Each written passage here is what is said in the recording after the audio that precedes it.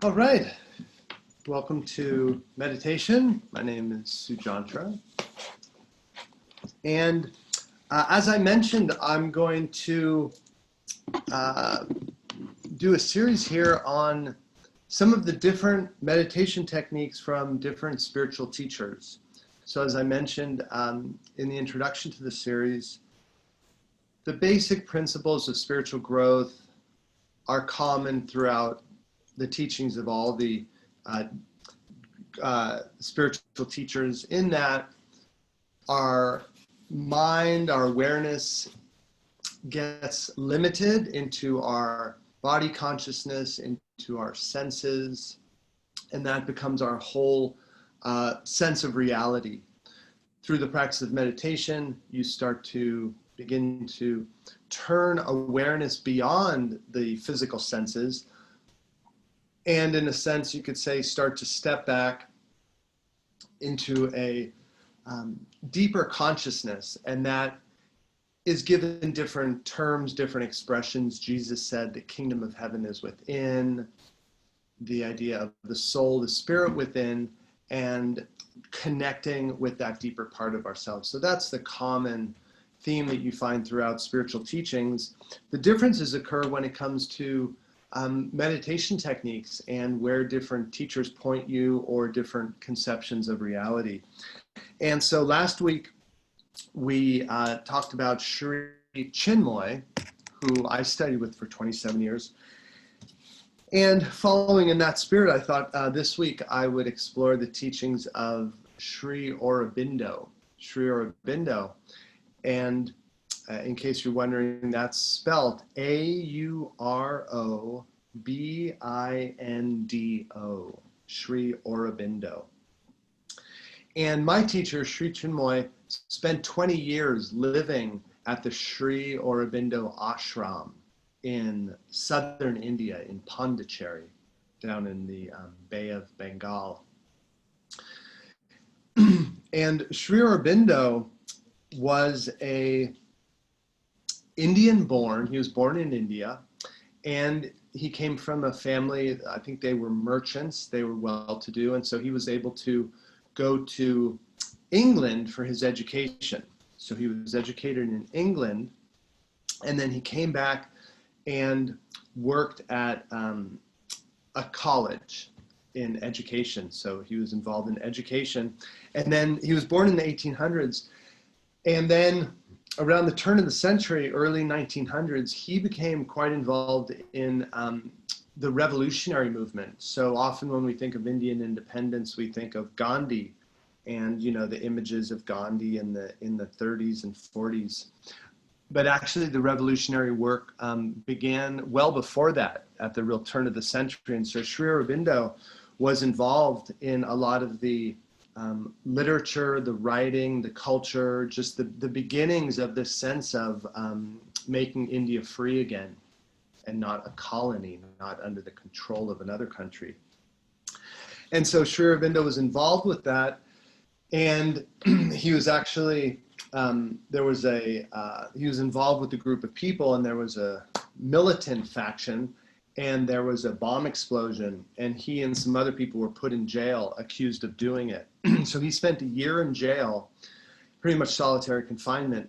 And that was a time in his life when he got into yoga and meditation.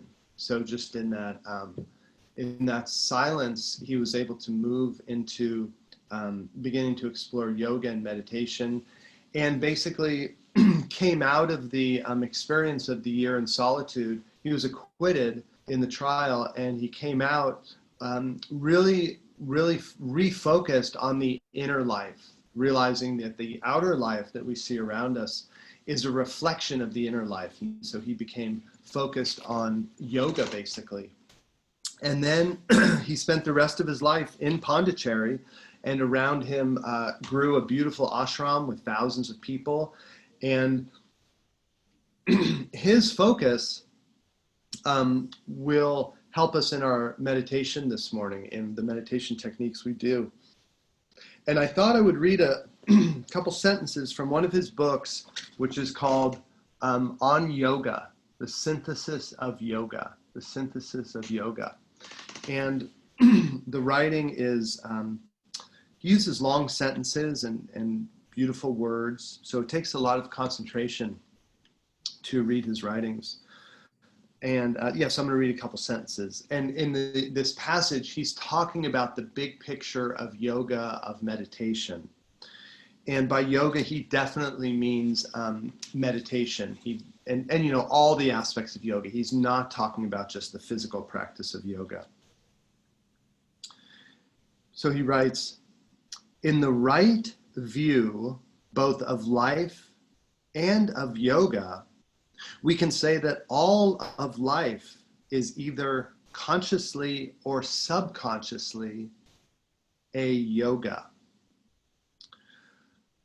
For we mean by this term a methodized effort towards self-perfection. So he's terming yoga as a methodized effort towards self-perfection by the expression of the potentialities latent in our being, and a union of the human individual with the universal and transcendent existence that we now see partially expressed in man and in the cosmos. So what I draw from this in terms of our journey this morning is a couple things. The first is that life is yoga. In other words, life is not static. Life is evolution. Life is change. Life is growth. And all of life is, in a sense, yoga. We're always learning. We're always growing. We're always having experiences that can awaken us. And then he writes that the yoga is a methodized effort towards self-perfection. And that's what we're doing each time we do yoga, each time we meditate. That's self-perfection. By that he means making our mind more calm, thinking more clearly, getting our life organized, getting our cities organized, getting our world harmonious and balanced, and all the things that we're striving for to make a better world, to make a better ourselves, is this self-perfection. So it's a perfection that transforms life. And he writes, also in that self-perfection, he writes, by the expression of the potentialities latent in our being. An expression of the potentialities latent in our being. And so this being the idea that within ourselves, we have tremendous capacity. So often we doubt ourselves, we're insecure about ourselves, about our capacities, you know, we downplay our abilities. But what he's saying is that as beings, that we have so much potential, we have so much capacity, and that the journey of yoga is not just a journey inward, but it's also a journey of expressing this beauty that we have inside of us. And we're also touched by the beauty of nature, by the expression of a flower coming into bloom, by the beauty of the world around us. And that beauty is an expression of the divine. And so the same thing within ourselves, that expressing that, blooming, blossoming like a beautiful flower. And then the last thing is the idea of the union of the human individual with the universal and the transcendent. So the union, oftentimes yoga is defined as union. And so here the idea that we have a sense of ourselves as individuals, autonomous in this world, which at one level is true, but in the realm of consciousness and being, that sense of isolation doesn't help us, because we do have the capacity to identify with ourselves as interconnected with the whole universe. And so that is what the yoga allows us to do. And the final thing I'll mention before we go into our meditation techniques based on his teachings is the idea that the conscious practice of yoga, of meditation that we're doing in these classes, he quotes a great yogi by the name of Swami Vivekananda as saying that the practice of yoga compresses or intensifies our personal evolution. And what we would normally learn in a whole lifetime, for example, through the practice of yoga, we can learn that in a few years or even a few months.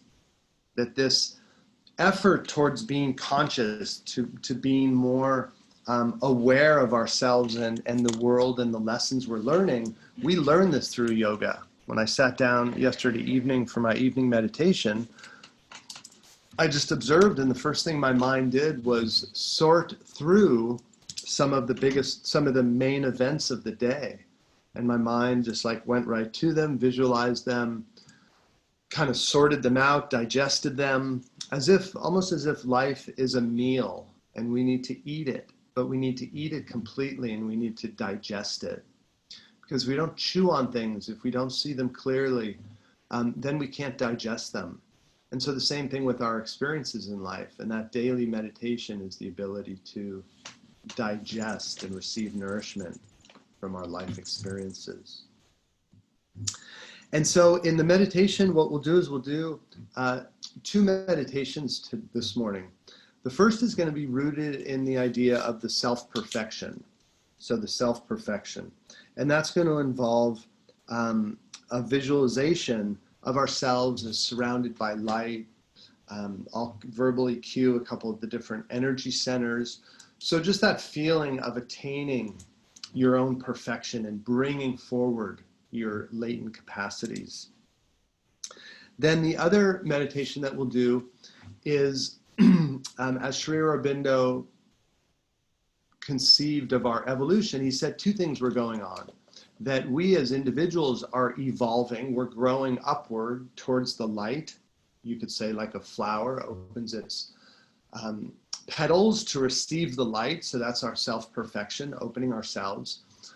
But at the same time, what's happening is the sunlight is coming down into us as flowers. The sunlight comes down and we have to really surrender and open ourselves to this light. And so this descent of light, this descent of consciousness into the human reality is another thing that he emphasized. And so we'll do a meditation. And the term he often used was surrender. So the individual will has to open up, expand, and surrender to the great will. So if the flower is sitting there all curled up with its petals closed and the sunlight's saying, hey, open up, I have something to give you. But the flower's like, no, I don't want to, I'm scared, I don't know what'll happen, I'm going to keep my petals closed. That's in a sense what we do oftentimes in our lives. We shut ourselves down rather than opening ourselves. And so this opening is a surrender and opening to the greater wisdom. And so we'll do these two meditation techniques, the opening or surrendering and the self-perfection. Okay. So here we go, beginning getting nice and comfortable, spine as straight as is possible so you can be alert and conscious. A couple shoulder rolls to start out. Inhale, shoulders come forward and up. Exhale, back and down. Being aware of your breathing, ending with the shoulders back and down. And then we'll do a twist as you inhale, lift and lengthen the spine. We'll twist to our right. As you exhale, twist first low spine. Take another deep breath. Keep the twist, but lift and lengthen again. Then twist, spine behind your heart. Inhale, lift and lengthen. Head and neck twist. So just stay in this twist, breathe into it, activate your core muscles, your muscles around your spine.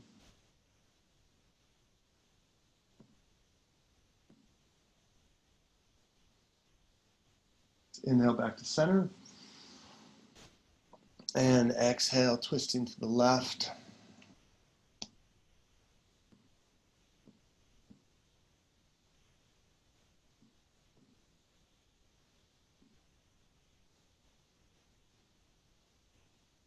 Inhale back to center. Release the jaw.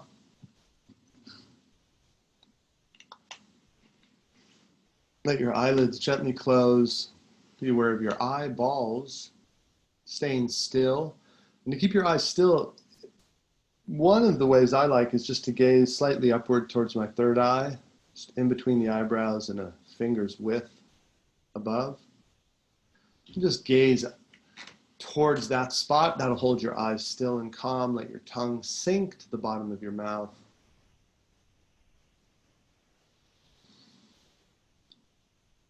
Deep inhalations and exhalations. Each exhale is a release, a letting go.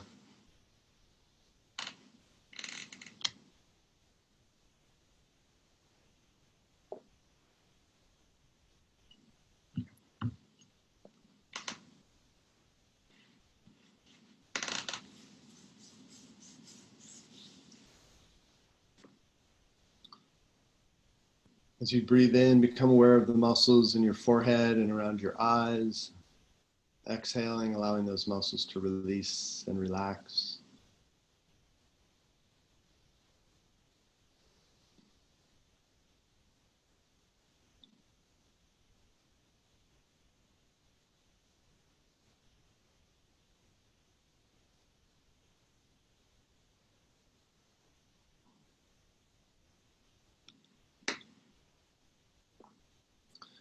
Inhale, becoming aware of the muscles in the back of your neck and shoulders. Exhaling, releasing.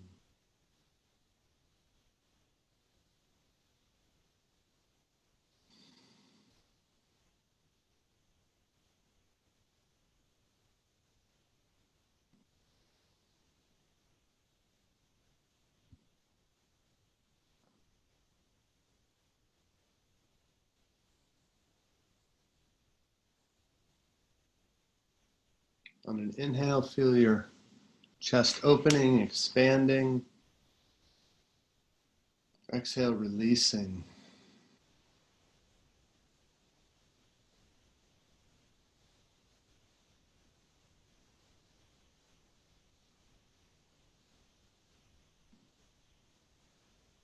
All of life is yoga.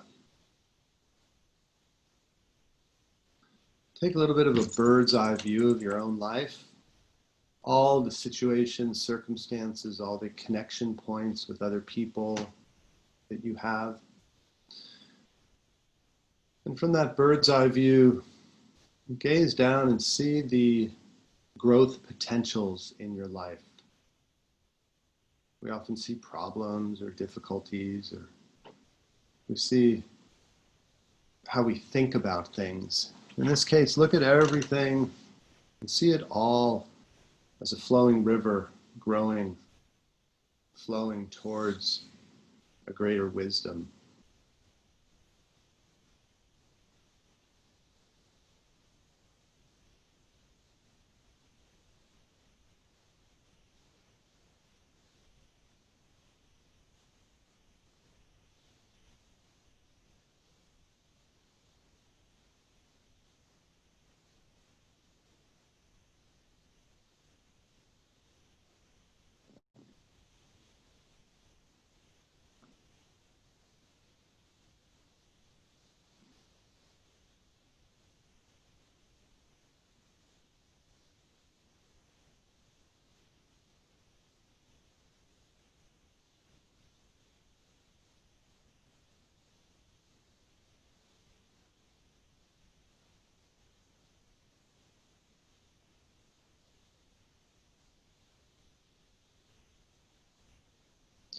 Yoga is the journey of self-perfection. We often just conceptualize of ourselves as physical bodies with the aches and pains. We limit ourselves to our senses. For this visualization, just feel and visualize here your body as pure light, as intelligence. Over 70 billion cells make up your physical body. What's the energy that coordinates all of that? What's the energy that holds that together? That light, that subatomic world that you are comprised of. Try and feel, acknowledge that perfection, that essence that sustains and holds your physical reality.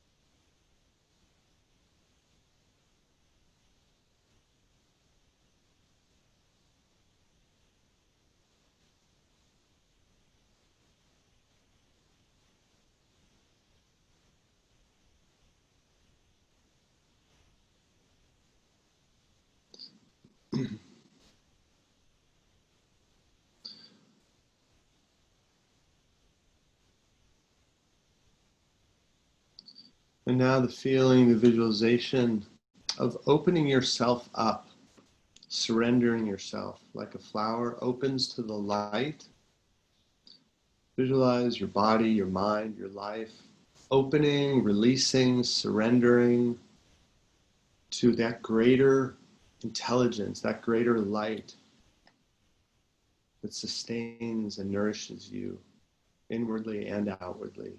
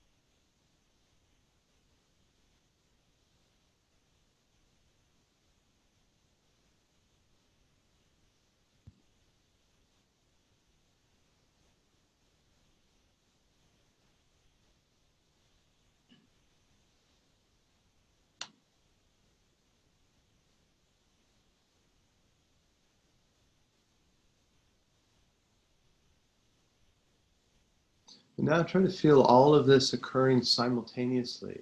So your own perfection, your latent potentialities blossoming, the energy of the universe pouring into you, pulling you towards a greater awareness, towards an awareness of interconnectedness with all things.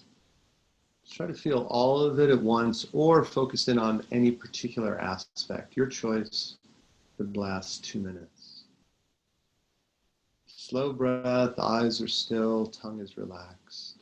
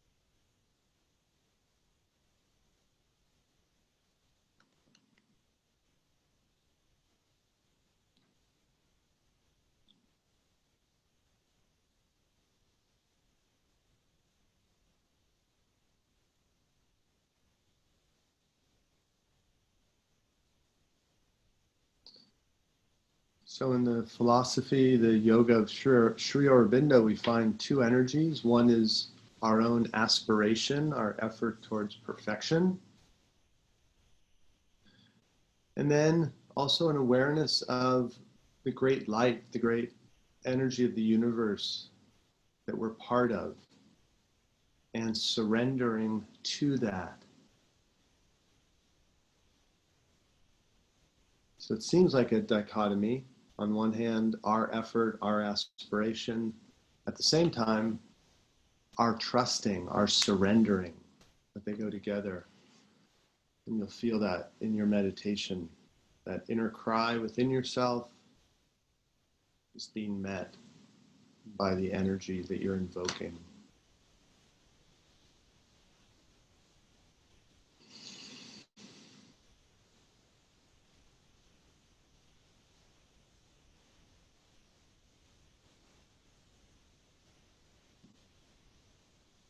It's been very nice meditating with everyone today. This will be part one of the Sri Aurobindo meditation techniques. I'll do another one tomorrow night at our 7:30 p.m. Tuesday night meditation. And that also shows up the next day on our Facebook page. We put it up there also. So in reverence to all the great teachers and all the wisdom they offer us, the light within me bows to and respects the light in each of you. Namaste.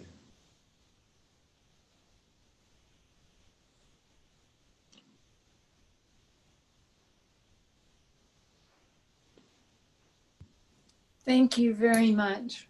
Oh, you're welcome, everyone. Nice to see you. Ania's there, and there's an iPhone person came in. Good. Well, nice meditation, everyone. Be sure to write down your inspirations or ideas after, and keep up your daily practice. And then there's a clap. And then look forward to seeing y'all at the next meditation. Thank you. Have a good day. Take care, everybody.